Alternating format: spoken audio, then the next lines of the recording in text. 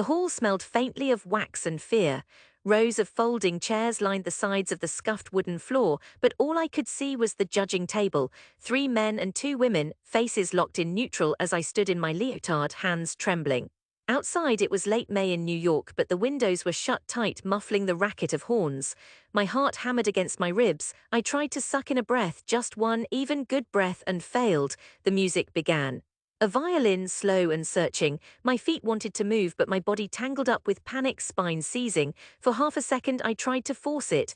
I pushed off for my first turn and my toes snagged. I stumbled, arms flailing. Someone gasped behind me. In the sudden silence, even the click of my teeth as I closed my mouth echoed. Red heat flushed up my cheeks. One of the jurors, a woman with hair like iron filings, set down her pen and watched as I pitched forward, then froze. I couldn't look at the audience. I stared at my feet, floorboards swimming under the angry pressure of tears.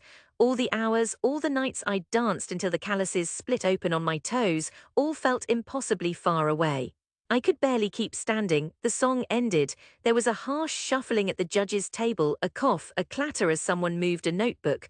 The next dancer's mother hustled her forward. I tried to bow, but my body stuck. I hurried for the exit, my thighs quaking, the world narrowing to little pinpricks of color. Out in the hallway the air was cooler. I collapsed against the wall, breathing in the paint and sweat and disappointment, waiting for some sound, maybe my brother's laughter or my mother calling my name, but nothing came. In that silence I wanted to vanish. I wanted to become invisible, a shadow behind the lockers.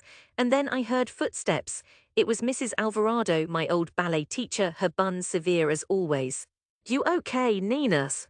I nodded, but my lips wouldn't work. "You froze," she said gently. "It happens, you know what you have to do." She looked at me, those needle eyes softening just a little. "Get up, dance for yourself first. Then for the music." I nodded again, but the words bounced off. I was slippery as glass, every ounce of resolve puddling beneath me. Still her fingers rested on my shoulder. "Go home," she said. "Rest. Then try again." But I knew even then, as I walked out past the rows of parents and their shiny hopeful children, past my own family who didn't so much as meet my eye, that home offered nothing but reminders. My father waited in the car, hands gripping the steering wheel. He hadn't come inside. My younger brother sent a text, emoji with clown face, which I'd see later on the cracked screen in the kind of late-night loneliness that stings so much because it's silent. We drove home in a wordless fugue, the rattling of the old Honda the only sound. At dinner, the silence curdled. Only my mother tried to fill it, babbling about sales at the grocery or medical bills, her voice rising high enough to hurt. Finally, my brother tossed his fork on his plate. "Mom, why don't you tell Nina it's time for a real job?" My chest tightened. My father didn't look at me. He dragged his napkin over his mouth, eyes fixed on some point I'd never reach. "Go easy, Mikey," my mother murmured, but she didn't sound like she meant it. I pushed food around, my hands still trembling. Nobody mentioned the recital. Nobody mentioned the judges or the stumble. It might not have happened at all, except my brother smirked when the news played a bit about a local baseball team. "They win," she faints. Later, as I climbed the narrow stairs to my room, I heard my parents whispering.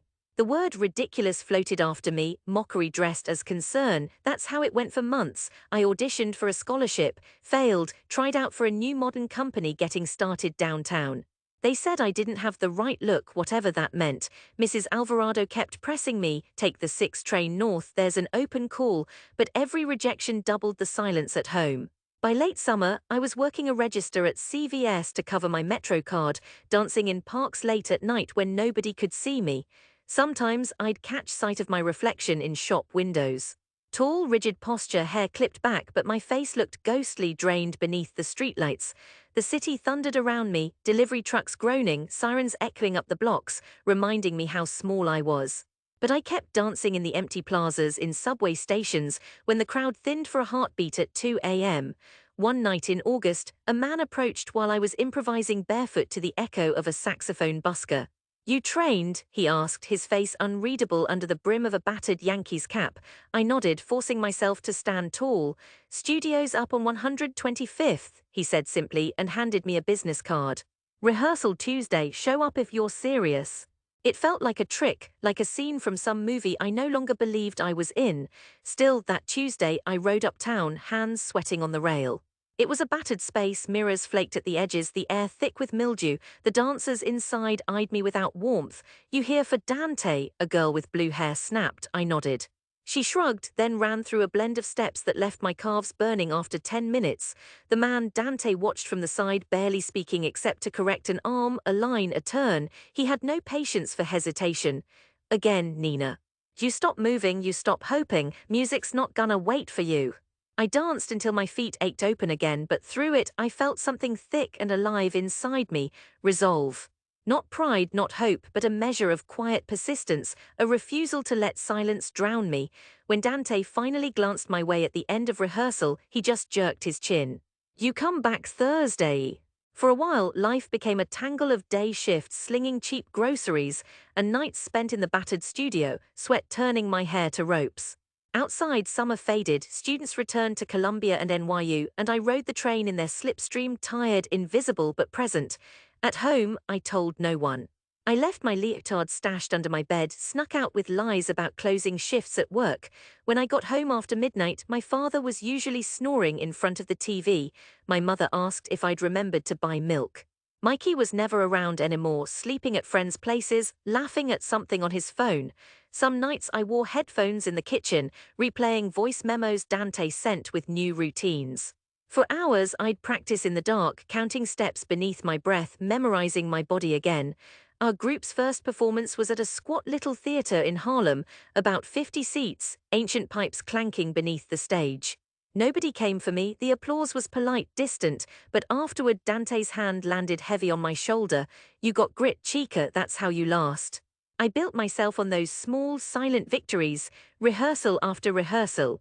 Dancers quitting, new ones arriving. Once Dante said, "It's not about being chosen, it's about showing up."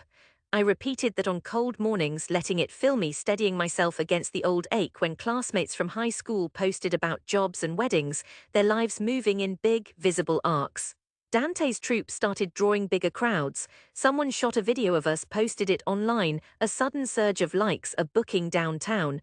My CVS manager got pissed when I refused a Friday shift, but by then I'd sold enough tickets to risk quitting. Every dollar felt borrowed, but it bought me another week on the bar. I didn't go home much. When I did, the air felt sharper, as if every unspoken judgment calcified just beneath the surface. My mother talked about Mikey's job at the car wash. My father ate silently, the only question anyone's still dancing, unfurled like a threat. New York tested me at every turn. Late trains, blisters, the hole in my bedroom ceiling that dripped during rainstorms. I kept moving. The work wrapped itself around my nerves, the ache in my hips, the ecstasy of a perfect landing, the agony of a misstep. Progress was slow, invisible except for the shape of my legs, tension in my shoulders. 2 years blurred by, I became assistant choreographer, then the full choreographer, Dante moving on to another company. Suddenly I was hiring, planning, counting ticket sales in notebooks as battered as my knees. There were months when rent came due and I thought about calling home, asking for help. I never did. Instead, I taught extra classes, cleaned studios for a discount, scraped by on eggs and coffee. Our breakthrough came with an invitation, Lincoln Center, a small residency program. I'd sent applications, hoping, barely believing. The first night in the new space, the world felt impossibly wide. Mirrors swept the floor from end to end. The speakers actually worked. The crew treated us like artists, like people whose work mattered. I swallowed gratitude and anxiety like cold medicine and drilled my dancers until they muttered behind my back. On opening night, the house was packed, lights golden and soft as honey on the crowd. I watched from the wings as the music began, strings, then drums. My dancers exploded across the stage, every line clean. A mother in the front row rocked a baby, an elderly man dabbed his eyes. For the first time, my chest filled with something closer to peace than panic. Afterward, I stepped on stage, accepted the flowers, saw my own reflection, taller, sure, yes, but different.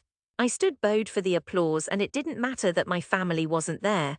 The silence I'd lived with since that meltdown before the jury felt altered, shot through with purpose.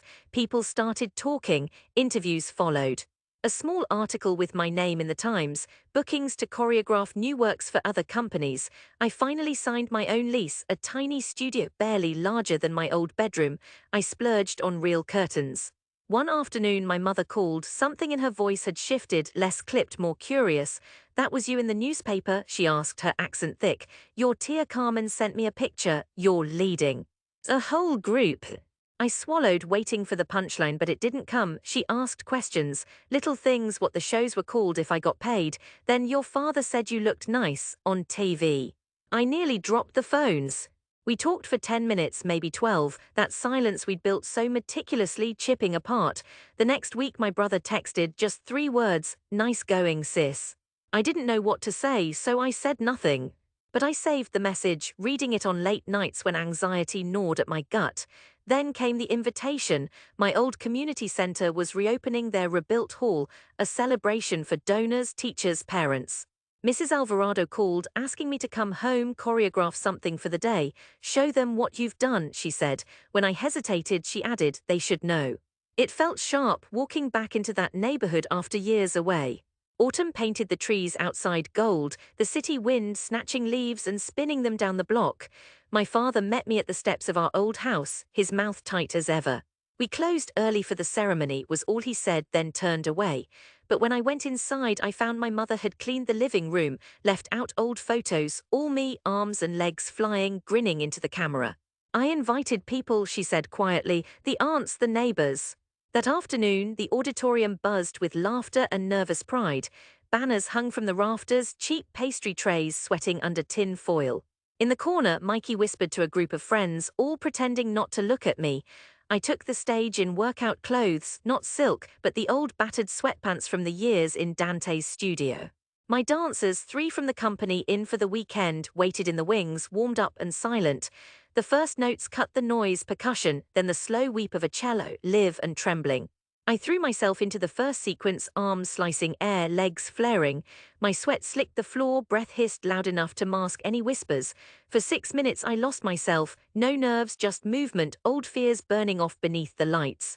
At the end there was no applause for a too long moment, a silence dense and palpable. Then, as if surfacing from water, I saw their faces, my mother's lips trembling, my father standing rigid, arms folded over his chest. In the front row, Mrs. Alvarado's eyes shone. Mikey started clapping first, loud, offbeat. Others joined, awkward at first, then folding into real applause. I stepped forward, sweat matting my hair, heart battering my ribs. My father met my eyes. He did not smile, but he nodded once very slightly, as if recognizing something he hadn't or couldn't before. The couriers of skepticism, my brother's old friends, the aunties who'd once scoffed, lined up after the show, offering brittle compliments. "That was something," one muttered, but I watched their faces as I led the dancers back out, now in shining jackets bearing my company's name embroidered across the back in gold. The proof pulsed and flickered around them, real, undeniable. What mattered was not the forced praise but the breaking of silence, the look my mother gave as she pressed my hand, shaky, half proud, half still unable to believe. My father, when he came up finally, simply squeezed my shoulder and said, "It's good to see you back home, Nina." That evening I changed in the old locker room, damp and electric. Alone, I let myself feel it fully, the struggle, the stone-heavy resolve it had taken to return. The city outside called, the lights painting bars across the block, and I slipped down the steps wearing old sneakers, music echoing in my bones. It was still New York, still endless, still a city that didn't forgive stumbles, but I'd learned to dance in its shadows, in the quiet, in the teeth of rejection, and now every step forward, every returning breath was mine.